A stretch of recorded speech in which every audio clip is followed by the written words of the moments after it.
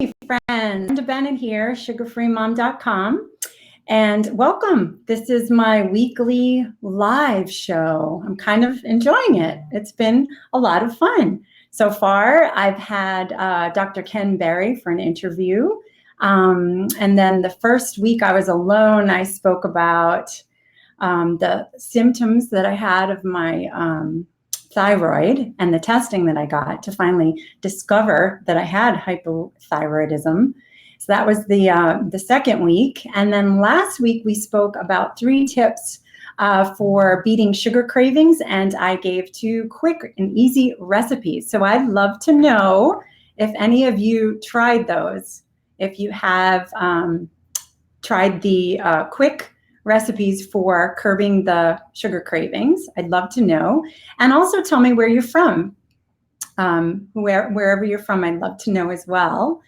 Hi, Rosanna. Nice to see you. So for those of you, so before we get into the show tonight, for those of you who don't know me, like I said, my name is Brenda, and I started the blog sugarfreemom.com back in 2011. And I make and create sugar-free, low-carb, keto recipes for the whole family. So basically recipes that you can feed non-low-carb friends and family. I've done it for years, and they won't care if it's low-carb or not, or keto. They just know it's really good food, and they like it. And that's the whole point, right? Not to have any difference in the recipes. And so as my journey has been since 2011 with this blog, hi, Felipe from Philadelphia, and Lawanda, thank you. And Aurora from Texas. Hi, Heather, my friend from Connecticut. She's my neighbor. I'm in Rhode Island, though, but we're really close. And so anyway, I started the recipes, and I fell in love with recipe development. And now I hope that my website is a faithful source for you to find really good foolproof recipes that you know that you could feed anyone, and they will enjoy it. I test them, I try them out. I have picky kids and a picky hubby, and so hopefully you love what I'm putting out there. And if you do make or have made any of my recipes, I'd love to know. Share below, comment below. Hello, Kay from Alabama. So tonight, the title of our show was an interview with Jessica Reynolds, an eating disorder specialist. She's lost over 135 pounds on keto. And I met her actually at KetoCon back in August at the end of June. And her message was amazing. And so I knew that I had to bring her on to speak with you guys. But unfortunately, as the weather will always play a role, my friend, Coach Jessica, lives in Southern Virginia. Do I have any Southern Virginia people? Probably not. You know why? Because they've lost power. They've had flash flooding, which I'm not laughing about. I'm just laughing at the fact that we planned this tonight, and she can't be here because she has no power. And so all of you in Southern Virginia, I am praying, if you do have power and you are happening to be on a Wi-Fi at all, I am praying that you guys are all safe and well, and that you can get your power back really soon.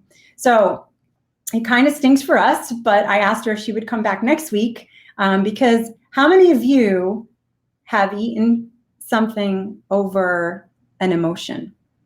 How many?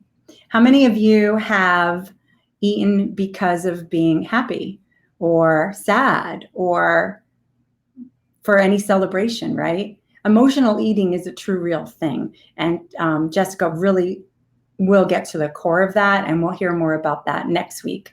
But I know I've eaten for more than just hunger in the past, and it's a hard habit to break. But I look forward to sharing with her, sharing all of you with her next week. So tonight, I'm going to tell you, I am going to have a topic. My topic is low carb versus keto. What's the difference, and how to start keto? I get that question a lot. So hopefully the lighting is better. You see I've got some lighting going on. The last couple of videos were a little bit dark, I think. Oh, you're from Virginia, Monica. I'm so glad you haven't lost power yet. Well, welcome. Thanks for joining. Yeah, I'm just saddened about that. Watching from Ghana, Marcus. Wow, that's amazing. And hi, Ingrid from Canada. And Donna from Ocean Springs, Missouri. So nice to have you guys. Thank you for coming on the show and watching. Have any of you watched the previous weeks, or are you brand new tonight? I'd love to know. Leave a comment. And so anyway, my topic tonight will be low carb versus keto and how to start keto, plain and simple. I've got like 4 easy tips to start keto if you haven't started or you need to get back on track. But before we do that, I need to tell you something very important. How many of you know I wrote a cookbook, a naturally keto cookbook? That's the name of it, Naturally Keto. And it is due out in October to release. And I'm having a huge giveaway of products worth over $200.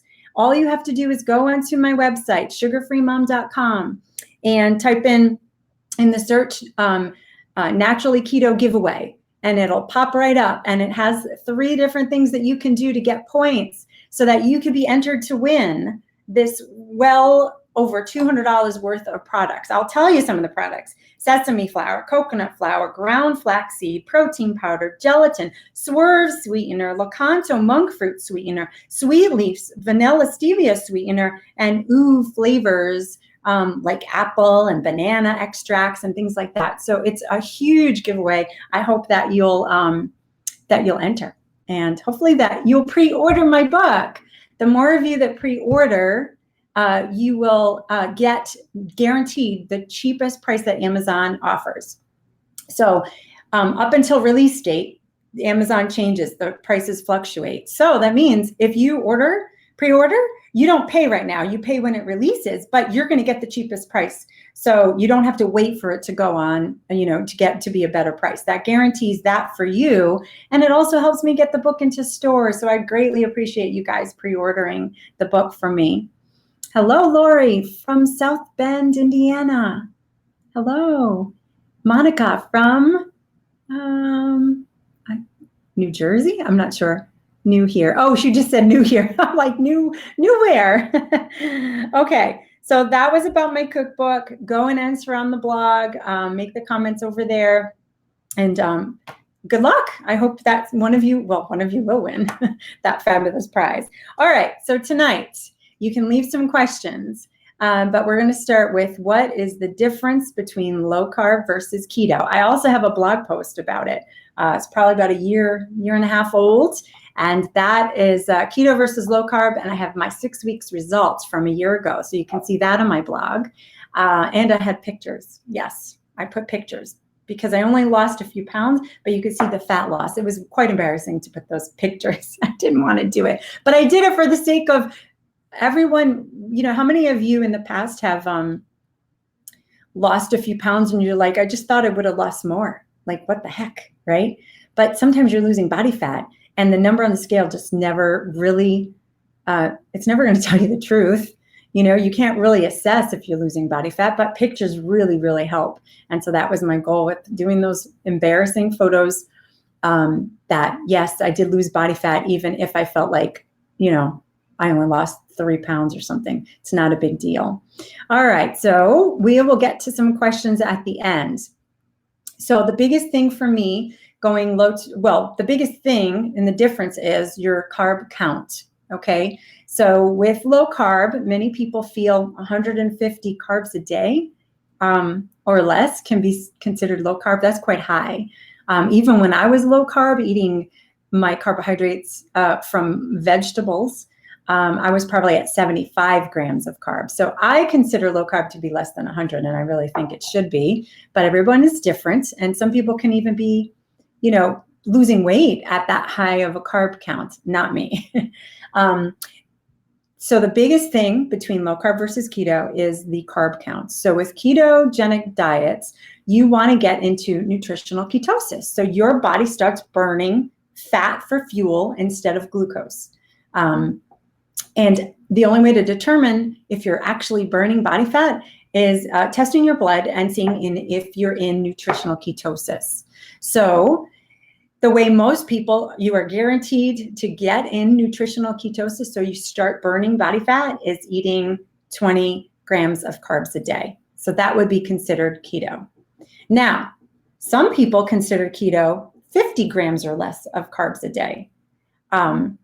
I haven't been able to eat that high of carbs and be in nutritional ketosis, but everybody is different. So let me ask those of you who are watching, how many carbs do you know that you're eating? How many of you are testing and know that you are in nutritional ketosis? I'd be curious to know if there's any of you out there that actually are in nutritional ketosis with a higher carb count than 20. That would be that would be amazing to know, because I don't know many people that are, but I know that you can get in nutritional ketosis if you hit 20. 20 carbs will definitely get you in ketosis. So that's the biggest difference. Higher fat, yes, but you can leverage your fat on keto. And I really think that a lot of people think that you have to eat all this fat. Well, if your body has fat, right, you want to lose that fat. So if you're eating a lot of fat, you're going to burn the fat you're eating. Sorry, that's the way it is. Now, there may be people way younger than me that can eat 75% grams of fat a day. And, you know, a typical ketogenic diet would be 75, 80% even grams of fat. 20, you don't mess with the carb count, you stick with 20. And then the rest protein. So high fat, the low carb, and then the protein. So for me, I didn't lose weight for the whole first year I was doing that, because I was eating copious amounts of fat and I was burning that fat, not my body fat. So I had to leverage the fat a little bit. So I say that even though there's a typical ketogenic formula, everyone's different. I'm also 47. So maybe at 27, I might have been able to do that, but at 47, I can't, and that doesn't work for my body. So these days, I eat a little bit more protein and a little bit less fat, but I'm still satiated. And the biggest thing I noticed with low carb versus keto is that the cravings are gone. Like with low carb and eating more carbohydrates, I really wanted more and more carbohydrates. Anybody else? Like, have you ever, like, you feel like, okay, I just ate some delicious broccoli. Well, how many of you want more? I did. I could even overeat on broccoli. So I felt like when I went to keto and I had to plan out the carbs, it adds up pretty quickly. And, you know, if you want to see weight loss success, you've got to stick to the 20 carbs. It really is important. There's controversy whether it's 20 total carbs or 20 net carbs. Maybe we'll get into that the next time. But right now, the difference. Oh, that's my clock. Did you hear that? At least it wasn't the dog barking. Anyway, so I wanted to talk about those things. So low carb versus keto is really the carb counts. Low carb is like under 100. Keto is under 50, but 20 is best. Low carb, you moderate your fat, but keto is more higher fat, so you are satiated. And then the next thing is, how do we start keto, right? How many of you are doing keto? Lori, I do have a question here, and I'm going to answer that now because it's important. Have you tried the urine test strips for keto? They do work. The urine test strips work for a little while. And then once you start producing ketones, you're going to see less in the urine strips, and then you're going to think you're not in ketosis. So the best bet, the most accurate thing is a blood ketone meter. I have the extra precision, something like that. I think I can link to it after this, but it's not fun pricking your finger. It kind of hurts, but you don't have to do it every day, you know, even once a week or something, just to determine if you are in ketosis. But the urine strips, I would say, would work probably for maybe 2 weeks, maybe a little bit more. Yeah. So anyway, let's get moving on, because I don't want to keep you guys too long. I've already been speaking for a little bit, and I'm trying to keep it under 30 minutes because when I have an interview with someone, I'll let it go an hour, but I don't want to keep you guys long. I want this to be enjoyable and something quick. So I'm trying to stick to 30 minutes as much as I like to talk. And I can't stop talking with my hands, Italian in me. Okay. How do we start keto? the best thing that I can tell you if you wanted to start keto tomorrow is to make a plan of what you're going to eat. So if you know that you can only have 20 total carbs a day, or net carbs, whatever you choose, then look in your fridge and choose whole foods, whole ingredients that don't have a packaged nutrition label, fresh vegetables and protein. Protein, vegetables. Pick those. What are you going to eat for breakfast, lunch, and dinner? And plan out how many you can have. You are going to have to weigh and measure your food. But if you don't have a plan for tomorrow and what you have in your fridge right now, even if you haven't gone shopping, hopefully you have some fresh produce. Maybe you have frozen vegetables. That works too. And hopefully you have some chicken or fish or beef, salmon, brisket, ribs. Those are good too. Chicken wings. So you need to first clean out your pantry and fridge. And if there are foods in there that are really tempting, give them away.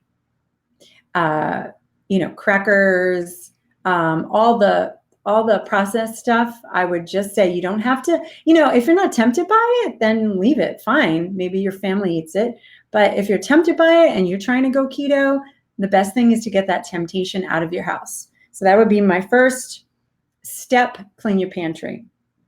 I have a pantry list on my website, and I will link to that when this video is done. Great pantry list. You don't have to get everything all at once. You just got to clean the pantry for the things that tempt you so that you won't be pulled in that direction. And then watch my video from last week about the 2 easy recipes to curb those cravings, because they will happen, right? I mean, everybody's has the cravings. I'm just seeing if there's another question. Keto cycling. I will talk about keto cycling. I guess Melissa's referring to adding carbs back in every once in a while for a woman's cycle. Some people feel that that time of the month they need like a sweet potato. I feel like I haven't done it, because for me, I have I'm very carb sensitive, and I will want a gigantic sweet potato with lots of butter. So if you're going to add some carbs, like once a month or whenever your cycle hits, you want to refrain from all the fat and just have that carbohydrate at night. Some people do really well with that just around their cycle. But I personally haven't done it, but I think that's something you have to play around with and see if you need it. I don't feel like I really need it, but I know for me, I'm so carb sensitive, and food addiction was a real thing for me. I'm not satisfied with it, so I just want more, and I have to stay away from it. And that might change. It might change one day. Yeah, it might change. Hi, Heather. I haven't done it in a while, but I know you should start doing it again. Oh, you should start doing keto again. Yes. I love how I feel when I follow the plan. It really does make you feel better, doesn't it? I agree. Okay, so let's get back to number 2. Oh, how to start keto. So we clean the pantry. If there's tempting foods, get rid of it. And number 2, sorry. There's a flyer. So embarrassing. Sorry. Okay. It was something flew at me. Okay. You're laughing at me. I know it. Eat whole foods. Like I said already, if it has a nutrition label, I would avoid it right now. Okay. All the keto snacks are great. There's so many products out there, but honestly, I would just stick to whole foods right now and just narrow that list. The less variety is better right now, because you're just going to be overwhelmed. Okay. So low carbohydrate vegetables, broccoli, cauliflower, cabbage, zucchini, summer squash. I always throw in a few onions if I'm having steak. You can have a little bit. Brussels sprouts are a little bit more dense, but you can have a few of those. I think that's all I would stick with. Cucumber. What else? That's probably good. I would just stick to that right now. Just a few vegetables. And like I said, higher, fattier meats might be more satiating to you. Chicken wings, chicken thighs, beef brisket, ribs, a chuck roast, prime rib, ribeye, all the fatty meats. That's why my husband fell in love with keto, because of all the great meats. All right, so that would be number 2. And I kind of already mentioned it. Plan ahead. Plan what you're going to eat tomorrow. So for, I'm curious too, how many of you follow keto and actually don't eat breakfast and just do coffee? I follow intermittent fasting because it happens naturally for me. So like I'm not hungry in the morning and never was a big breakfast eater. So working in the morning, I'm fueled. I'm just, I wake up. That's my best time to write and to think and to write blog posts and to plan. So I just have my coffee in the morning and I love it. I don't want to think about food. I want to work till about 11:30, sometimes noon, and then I eat my first meal of the day. So, but planning ahead was how I would say is the best thing. Like if I don't have any meat out for tomorrow, it's not going to be I'm going to be hangry. How many of you get hangry, right? You have to have some meat out. So I always have some ground beef ready to go. I have some salmon. It's easy. You know what I buy? Individually wrapped salmon. You can buy them at BJ's, probably at Costco and Whole Foods. Then you can throw 1 or 2 in a bowl of ice water and it like defrosts within like 15 minutes and you can cook it right up. Yeah. So I would say plan ahead. And then the last thing on how to start keto is really, you got to count your carbs. You can't just guess. So don't worry about the protein, but count your vegetables up. Figure out, MyFitnessPal has a free app. There's plenty of free apps. I use Keto Diet app. It is one you have to pay for, but I feel it's like the most accurate. But you've got to know, right? You can't just guess, because then after a week or 2 or something, you're going to say, this isn't working. I don't know why this isn't working. I'm sticking to it. But really, do you know how many carbs you're eating? Because like when I first went to keto, I already thought I was keto because I was eating low carb. So I thought I was really already low. I was at like 50 grams or 60. And to me, I really wanted to get to the 20. I didn't even think I could do it. So I think the most important thing to start is to figure out how you're going to count. Look it up on the computer, write it in a notebook, whatever you do. Those are my 4 steps. Clean your pantry of tempting food, eat whole food, stay away from the packaged stuff with nutrition labels right now. Plan your food of what you're going to eat. Just stick with protein and veggies right now. And count your carbs. Figure out how you're going to do that. And those are my tips. So let's see if I can get to any good questions. I totally have to put my glasses on, guys. So embarrassing. Yeah. All right. No breakfast, coffee only, Lori. And then a great lunch and dinner. Awesome. Yeah. Sometimes it works and sometimes it doesn't for people, right? The only thing that tempts me, Deb says, is tasting what I cook for my family. They are not doing keto, but I have to. Deb, I will tell you, do you know my story? I was doing keto. I've been like this for years. I've been sugar-free since 2004. And my family, my husband did not follow. And so he brought home all this stuff for the kids, and I just had to do it anyway. But I found a way to make delicious family dinners that they wouldn't even care a low carb or keto. And I didn't have to make anything different for the family. So my husband, although didn't get on board until about 1.5 years ago, he ate whatever I made for dinner and nobody fussed or complained because it's all great food. Fabulous dinner, bacon, cheeseburger, cauliflower, casserole. My kids didn't even know for a whole year cauliflower was at the base of that. I've got some great family recipes. So don't make 2 things. And that way you won't be tempted to eat what they are having. They don't need the carbs either. They really don't. All right. Felipe says, I just started to quit sugar, but I still have sugar cravings. Do you think replacing sugar with other types of sweeteners make real sugar cravings worse? Well, I will tell you that when I first went sugar-free back in 2004, there wasn't all these options for sweeteners, honestly.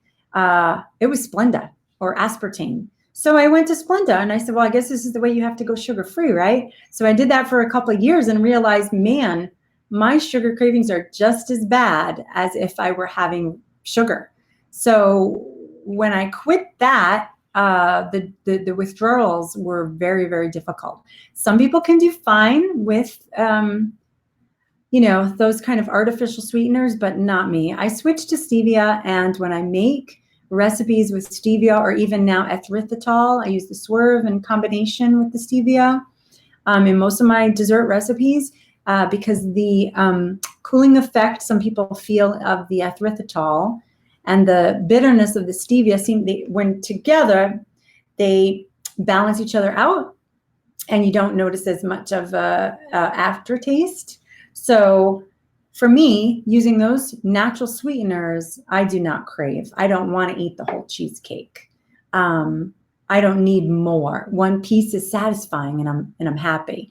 So that's for me. I know some people still enjoy artificial sweeteners, but I'm not one of them, and I don't recommend them. Using monk fruit do any better? I do like monk fruit. Does reheating potatoes lower the carb for whatever I'm having? Reheating potatoes. No, I don't think so. Potatoes are potatoes, reheated or not. I wouldn't eat them. Skip it. All right, let's see. Any other questions?